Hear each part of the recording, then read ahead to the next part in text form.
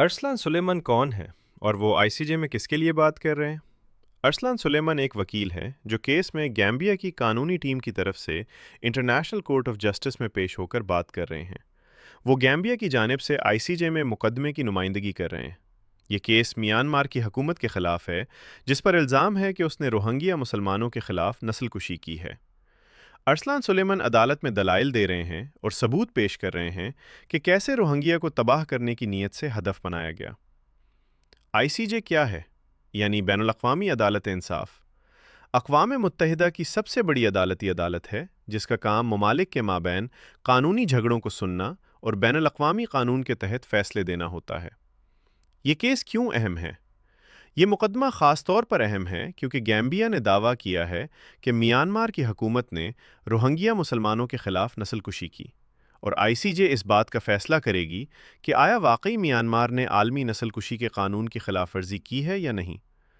ارسلان سلیمان نے آئی سی جے میں کیا کہا ہے اور فیصلہ کیا ہو سکتا ہے؟ ارسلان سلیمان گیمبیا کی قانونی ٹیم کے ایک اہم وکیل ہیں جو انٹرنیشنل کورٹ آف جسٹس میں میانمار کے خلاف روہنگیا مسلمانوں کے لیے انصاف کی بات کر رہے ہیں۔ وہ اور گیمبیا کی ٹیم عدالت کو یہ دکھانے کی کوشش کر رہے ہیں کہ میانمار نے 2017 میں روہنگیا کے خلاف جو کارروائیاں کیں، ان کا مقصد صرف دہشت گردی سے لڑنا نہیں تھا، بلکہ ایک مخصوص گروہ کو تباہ کرنا تھا، یعنی نسل کشی کا جرم ہوا۔ گیمبیا کی وکالت میں یہ دعویٰ شامل ہے کہ لاکھوں روہنگیا لوگوں کو ان کے گھروں سے نکالا گیا، ان کے گاؤں جلائے گئے، خواتین اور بچوں پر ظلم ہوئے۔ یہ سب ایک گروہ کو ختم کرنے کی نیت سے کیا گیا تھا۔ عدالت کے سامنے گیمبیا نے ثبوت، یو این رپورٹیں، گواہوں کے بیانات اور حقائق پیش کیے ہیں، جنہیں انہوں نے جینیسائیڈ ثابت کرنے کی کوشش میں استعمال کیا۔ ارسلان سلیمان ایک بڑے قانونی ٹیم کا حصہ ہیں جو یہی دلیل عدالت میں پیش کر رہے ہیں۔ یاد رہے، کچھ رپورٹس میں میانمار کے سرکاری ذرائع نے ارسلان سلیمان کے انٹرویو پر تنقید بھی کی ہے کہ وہ میڈیا میں معاوضہ کے بارے میں بھی بات کرتے ہیں، جبکہ میانمار اسے قانونی عمل پر اثر انداز کرنے کی کوشش قرار دے رہا ہے۔ آئی سی جے کا ممکنہ فیصلہ کیا ہو سکتا ہے؟